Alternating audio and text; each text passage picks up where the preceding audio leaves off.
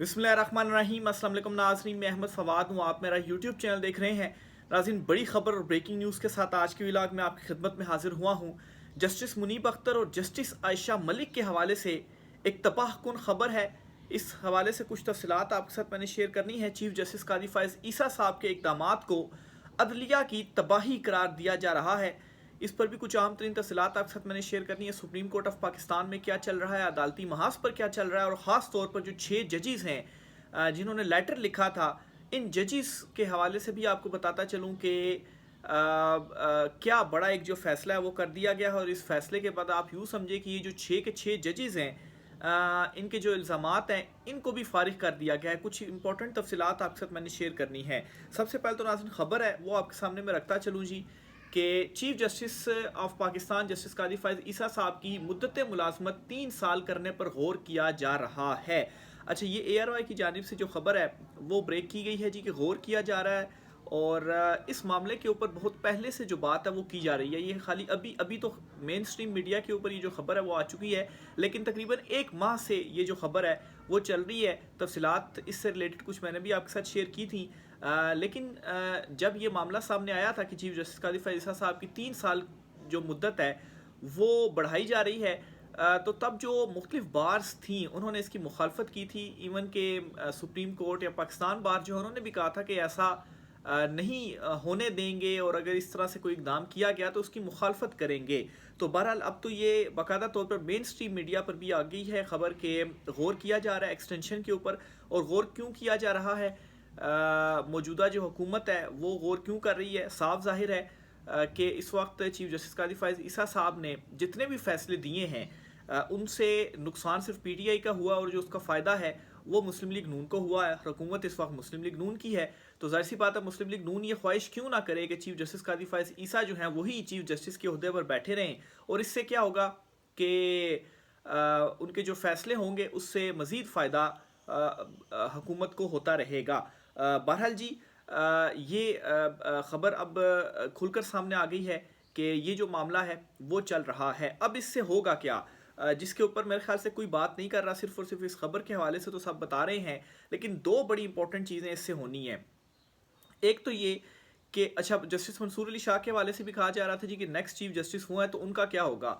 अच्छा, chief justice कादी फ़ाइज़ ईसा साहब की अगर एक्सटेंशन होती है तो इससे 3 साल के लिए वो, यानी कि एक्सटेंशन इस तरह से की जा रही है कि जो भी चीफ जस्टिस बनेगा उसकी जो मुद्दत होगी वो 3 साल के लिए होगी।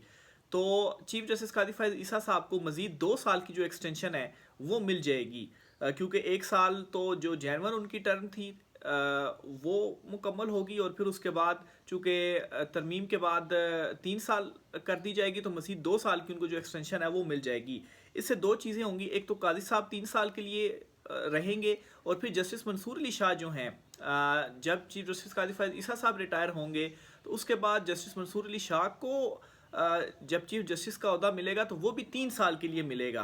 तो इसका मतलब ये है कि जस्टिस मुनीब अख्तर जो हैं, जिन्होंने चीफ जस्टिस बनना है, और अगर जो अभी मौजूदा कानून है और उसके मुताबिक अगर रिटायर होते हैं जस्टिस कादी फ़ाइज़ ईसा साहब, और फिर उसके बाद justice Mansoor Ali Shah chief justice बने हैं, तो फिर तीसरा जो नंबर है वो जस्टिस मुनीब अख्तर साहब का है। लेकिन इससे क्या होगा, जस्टिस मुनीब अख्तर साहब जो है वो चीफ जस्टिस नहीं बन पाएंगे, और उनका भी जो टेन्योर होगा वो सारा का सारा आ जाएगा। जस्टिस मंसूर अली शाह जो हैं वो उनके पास होंगे, वो भी 3 साल के लिए। लेकिन इससे एक फ़ायदा ये भी होगा कि जस्टिस मंसूर अली शाह को भी मज़ीद 2 साल extra supreme court of Pakistan में मिल जाएंगे। तो एक तो ये होगा, लेकिन इसके साथ ही जस्टिस मुनीब अख्तर की भी रिटायरमेंट होगी, वो चीफ जस्टिस नहीं बन पाएंगे। और साथ ही साथ एक और बड़ा काम होगा, वो ये कि जस्टिस आयशा मलिक, जिन्होंने 2031 में चीफ जस्टिस पाकिस्तान बनना था, और वो पहली खातून जज जो कि सुप्रीम कोर्ट ऑफ पाकिस्तान में आई, और उनके हवाले से फिर ये भी कहा गया जी कि 2000 जो टर्म्स के मुताबिक 2031 में वो पहली खातून चीफ जस्टिस जो है वो बनने जा रही थी, वो भी चीफ जस्टिस पाकिस्तान नहीं बनेंगी। अब जस्टिस मुनीब अख्तर और जस्टिस आयशा मलिक जो हैं, ये दोनों जो जजेस हैं माफ़ कीजिएगा, ये जो दोनों जजेस हैं इनके हवाले से सब जानते हैं कि ये काजी چیف جسٹس قاضی فائز عیسیٰ مخالف سوچ کے حوالے سے ان کے حوالے سے جو چیزیں ہیں وہ سامنے آتی رہی ہیں. تو یہ جو دونوں ججز ہوں گے، ان دونوں ججز کو عملی طور پر ایک تو فارغ اس طرح سے کر دیا گیا کہ ابھی بھی آپ دیکھیں گے تو ان کے پاس کوئی اس طرح سے امپورٹنٹ کیسز نہیں لگ رہے. اور پھر اس کے بعد دونوں جنہوں نے چیف جسٹس بننا تھا پاکستان، وہ عہدہ ان سے چھین لیا گیا. اور پھر اس سے پہلے جسٹس اعجاز الاحسن صاحب کے ساتھ کیا ہوا، ان کا جو استعفیٰ سامنے آیا، انہوں نے نیکسٹ چیف جسٹس پاکستان بننا تھا، ان کا استعفیٰ آیا تو اس سے کیا ہوا، جسٹس منصور علی شاہ کو جو ہے وہ مزید کچھ جو ایکسٹرا وقت ہے وہ مل گیا. تو یہ سارے اس وقت جو سپریم کورٹ آف پاکستان میں چیزیں ہو رہی ہیں، یہ چیف جسٹس قاضی فائز عیسیٰ کے تو جو ہم خیال ہیں یا جو ان کی سوچ کو کرتے ہیں، فالو کرتے ہیں، ان سب کے لیے تو فائدہ ہے، لیکن جو مخالف ہیں ان سب کو نقصان ہی نقصان ہے. تو یہ ایک بڑی ڈیولپمنٹ ہوگی اگر یہ جو امپلیمنٹیشن ہے وہ کی جاتی ہے. اور اب اس میں کچھ کڑیاں بھی میں ملانے کی کوشش کروں گا. دیکھیں، یہ جو 3 سال کی ایکسٹینشن ہے یا 3 سال جو ٹرم کرنی ہے، اس کے لیے ایک آئینی جو ترمیم ہے وہ ریکوائرڈ ہے. اور آئینی ترمیم کرنے کے لیے 224 کا جو ہنسا ہے وہ چاہیے ہی چاہیے. اور موجودہ حکومت کے پاس ایون کہ انہوں نے مل کر حکومت بنا لی، لیکن 2/3 اکثریت جو تھی وہ ان کے پاس نہیں تھی. اب کچھ اقدامات ہوئے. کیا اقدامات ہوئے؟ ایک تو پی ٹی آئی کی جو مخصوص نشستیں تھیں وہ ان کو نہیں دی گئیں، اور چلے پی ٹی آئی کو نہیں دی، سونے پہ سہاگا یہ کیا گیا کہ وہ ساری کی ساری جو نشستیں تھیں وہ اٹھا کر دے دی گئیں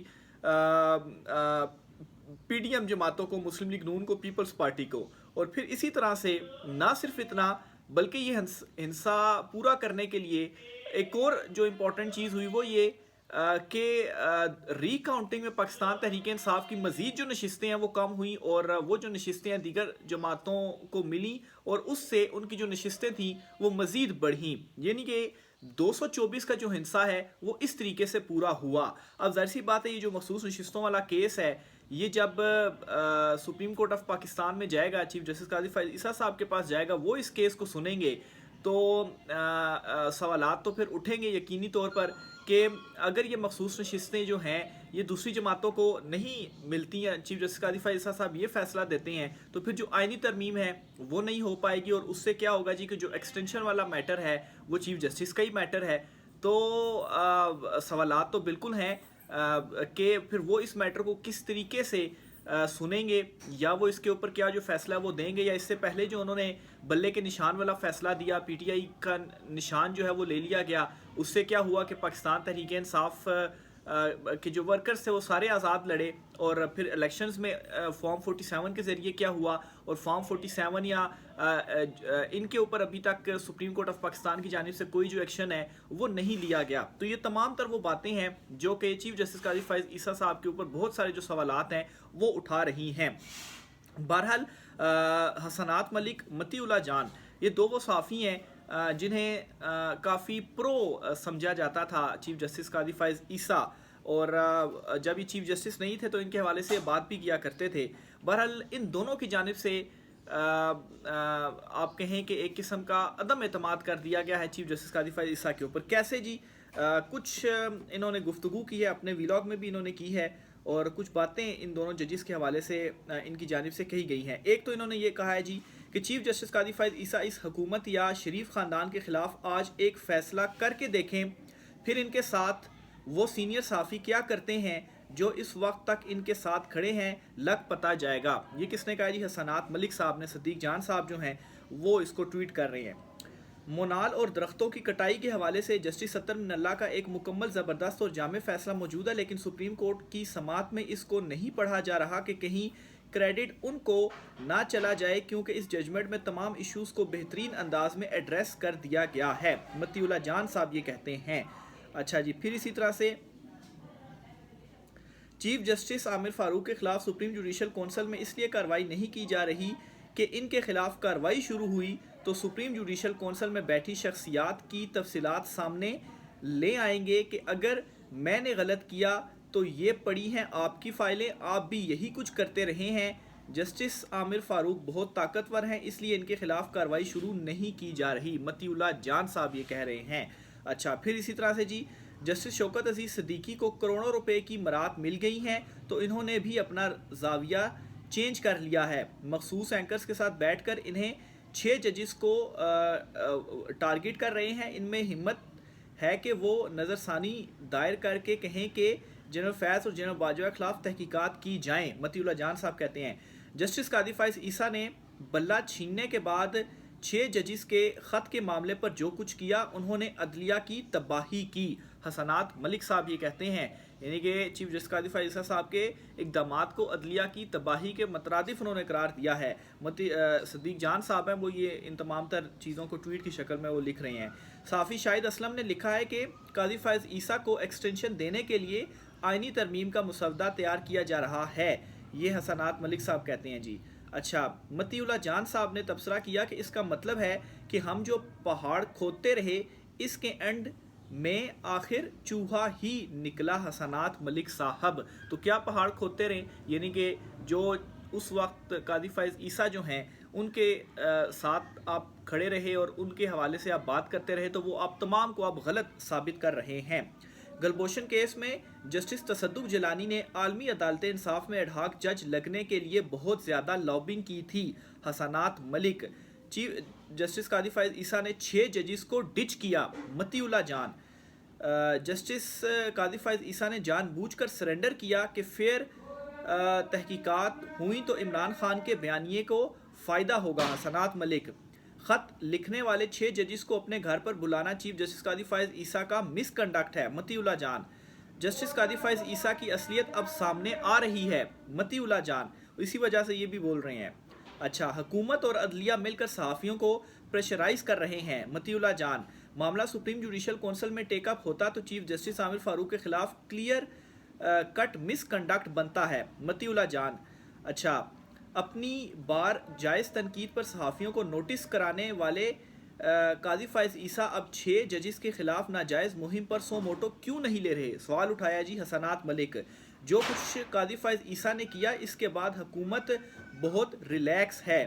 حسنات ملک تو یہ جی جو سارے میں انکشافات اور یہ چیزیں آپ کے سامنے میں اس وجہ سے رکھ رہا ہوں کیونکہ حسنات ملک اور متی اللہ جان جو ہے وہ سینئر جرنلسٹ ہیں اور ان کی جانب سے یہ باتیں کرنا بہت ہی سیریس کنسرنز ہے. اور اب تو خیر چیزیں جو ہے وہ کھل کر سامنے بھی آ گئی ہیں. خاص طور پر یہ جو معاملہ ہے انکوائری کمیشن بنانے کا جسٹس تصدق حسین جیلانی جو ہیں ریٹائرڈ ان کو اس میں رکھا گیا ہے کمیشن میں.